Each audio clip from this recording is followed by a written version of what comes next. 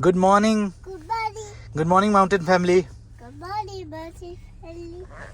तो एक बार फिर से स्वागत है आप लोगों का माउंटेन फैमिली में।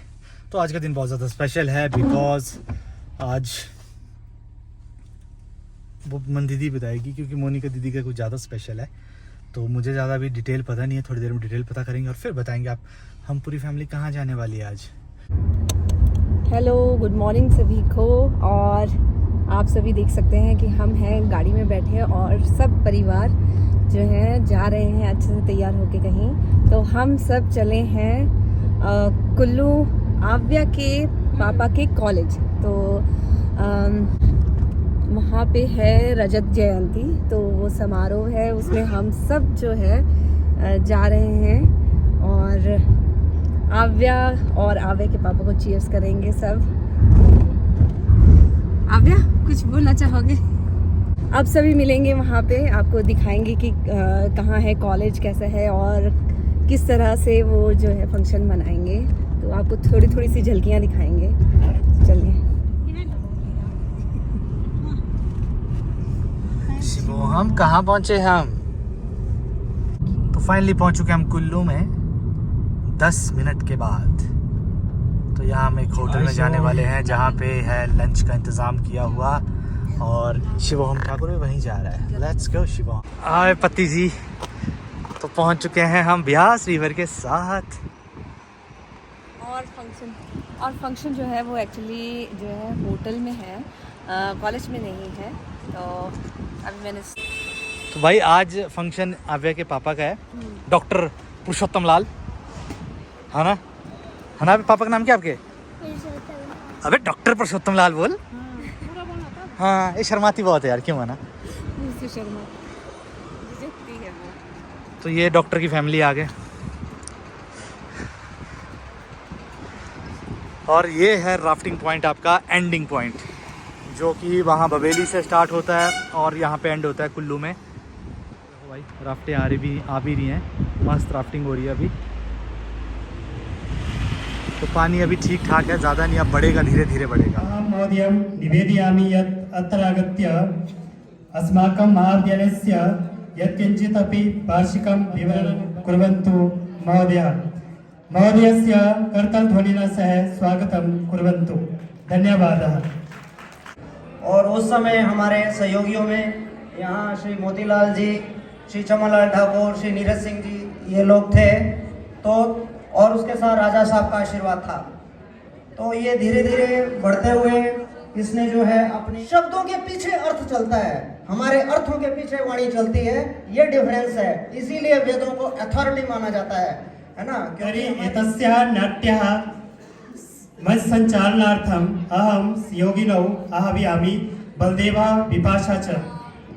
भारतीया हिमाचलिया श्रीणुत हे जना, भारतीया हिमाचलिया एषा भूमिरस्ति अति बंदनिया ऋषि महर्षि भी अस्या महिमा गीता ही पल्मित पुष्पित सुप्रीतापि जानन्ति देशवासिनो वैदेशिकारपि श्रीणुत हे जना, भारतीया हिमाचलिया। धन्यवादः।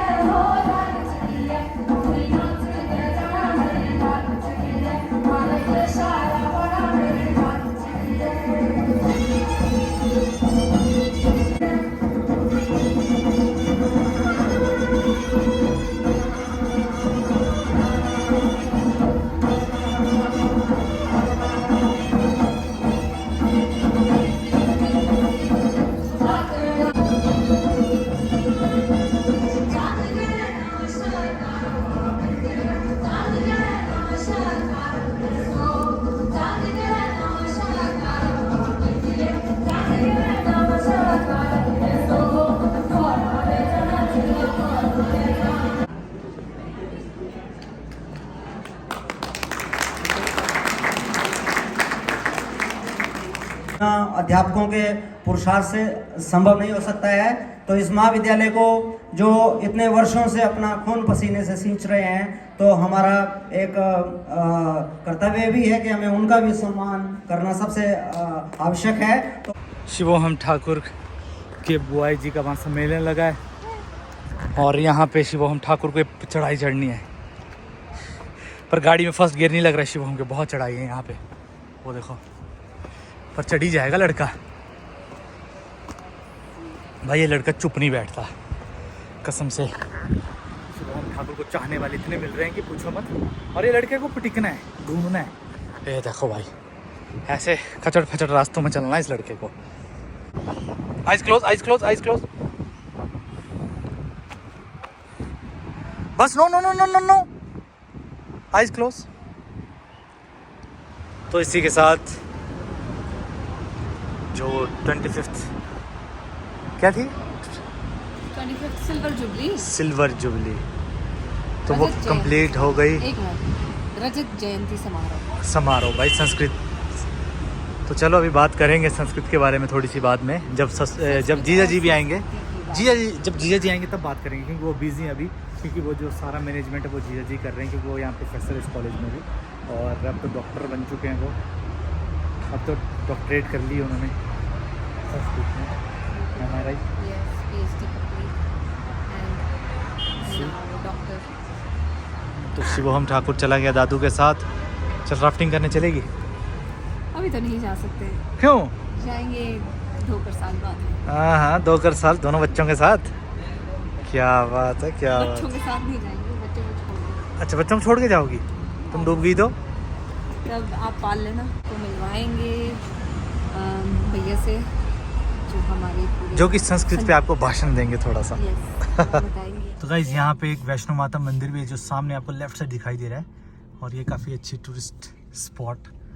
और मनाली साइड बारिश हो रही है और कुल्लू साइड अभी नहीं। चलें शिवम फिर, चलो राफ्टिंग करें फिर। जय जय अबे नहीं करनी राफ्टिंग, अबे करनी राफ्टिंग कहाँ गई चिट्टी?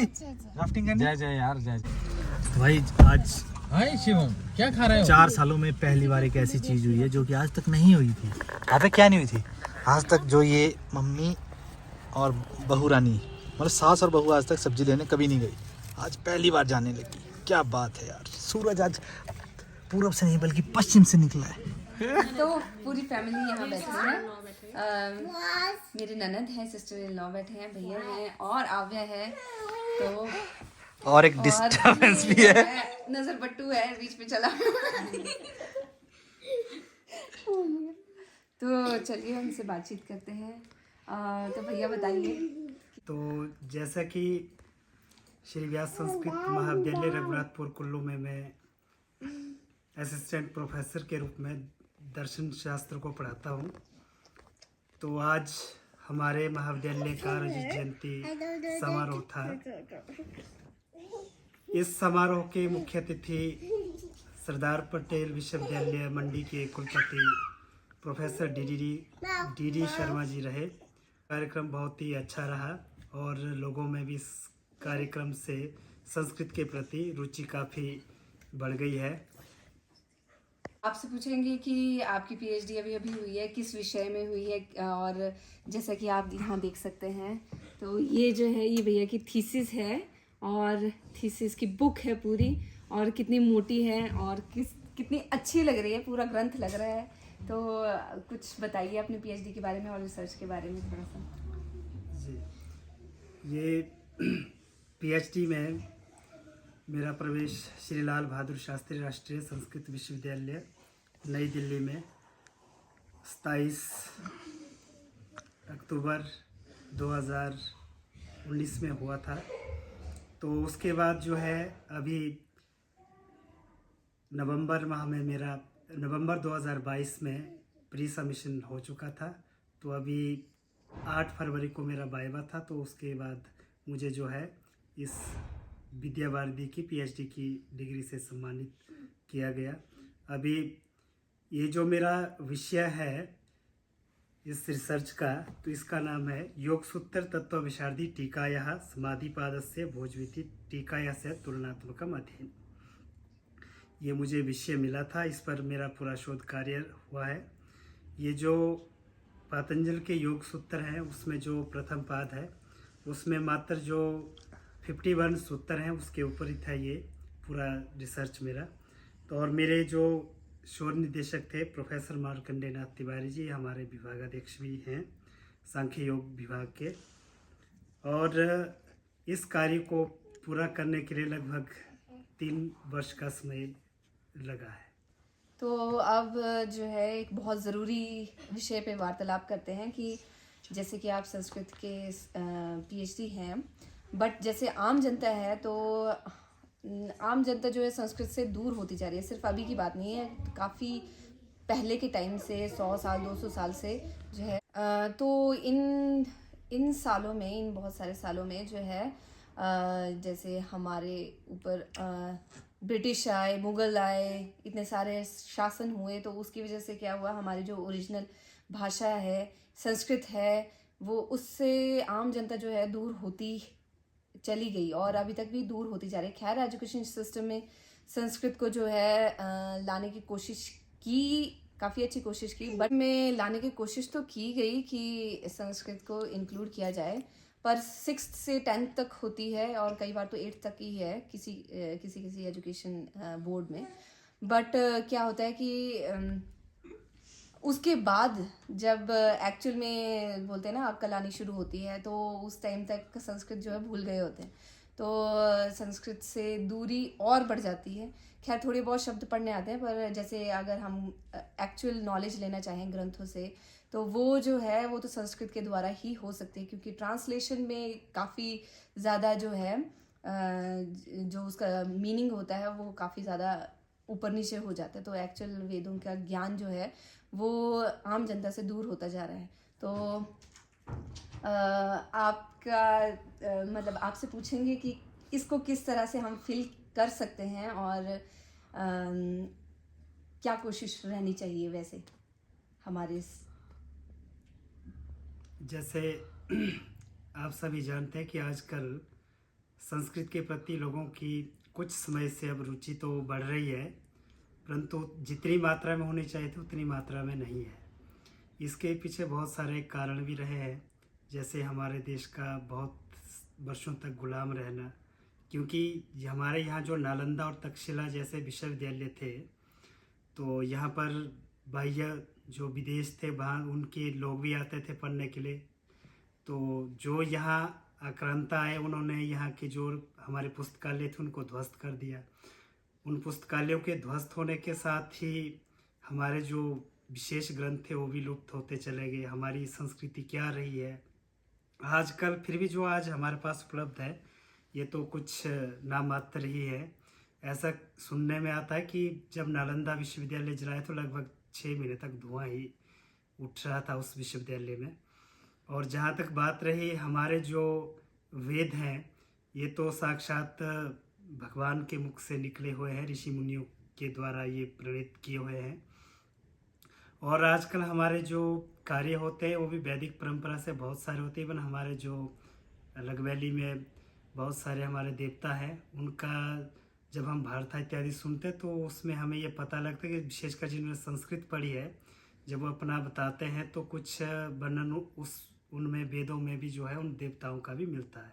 तो इससे इसको ये नकारा नहीं जा सकता कि हमारी जो लोकल संस्कृति है वे आधुनिक इस युग में ही आई है, बल्कि वो भी प्राचीन वैदिक काल से ही चली आ रही है।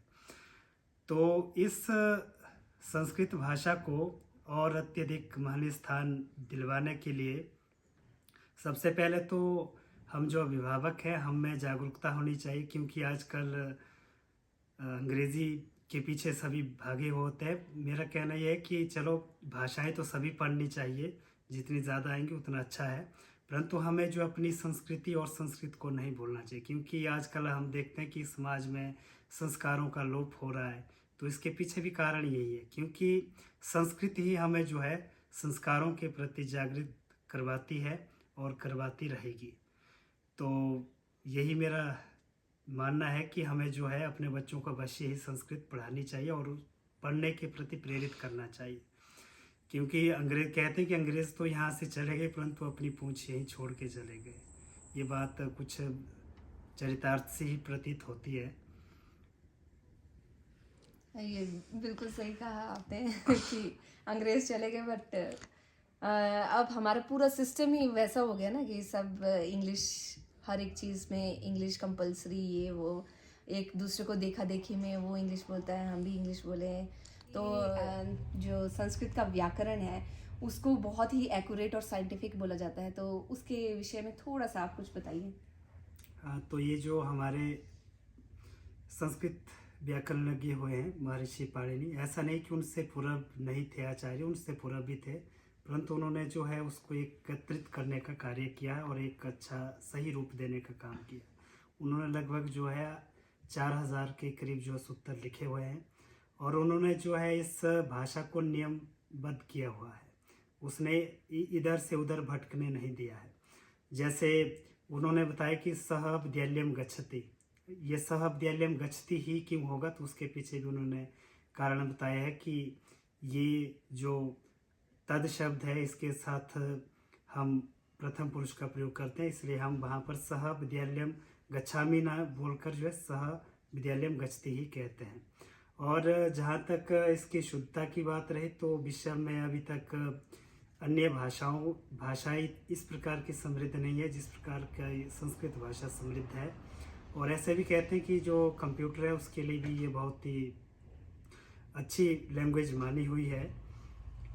और साथ में जो ये भाषा इसलिए भी समृद्ध है क्योंकि महर्षि जो पाणिनि हुए हैं उन्होंने जो पहले तो 14 जो महेश्वर सूत्र थे उनकी रचना की और उस पर ही जो है संपूर्ण पाणिनि अष्टाध्यायी उसकी रचना की हुई है। और आज तक इसका कोई तोड़ नहीं मिला है कि इसके बराबर की कोई अन्य भाषा शुद्ध हो। बिल्कुल सही कहते हैं कि संस्कृत के हर एक शब्द में ना बोला वो कॉस्मिक ज्ञान होता है कि हर एक शब्द का कुछ एक मतलब होता है और उसका असर होता है पूरी बॉडी में। तो सच में ये सच है। और आजकल जो है खासकर ये ऑनलाइन की वजह से, थोड़ा यूट्यूब की वजह से थोड़ा इसकी अवेयरनेस बढ़ रही है संस्कृत की आजकल की यंगर जनरेशन में।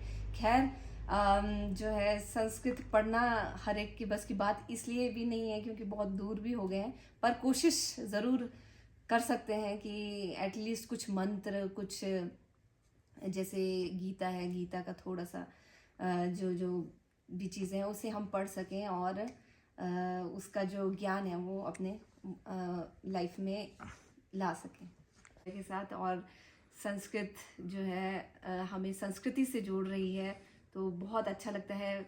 ऐसे इवेंट में जाके भी बहुत अच्छा लगा कि वहाँ पे सब कुछ संस्कृत, मतलब अच्छा लगा कि हम संस्कृति से चलो थोड़ा सा ही जुड़ रहे हैं, थोड़ा सा कोशिश कर रहे हैं। तो ये थी आज की व्लॉग। हमें पूरा विश्वास है आप सभी को ये पसंद आया होगा, तो इसे लाइक ज़रूर कीजिए और शेयर कीजिए सभी के बीच में ताकि सब जो है इसे देख के मोटिवेट हो सके।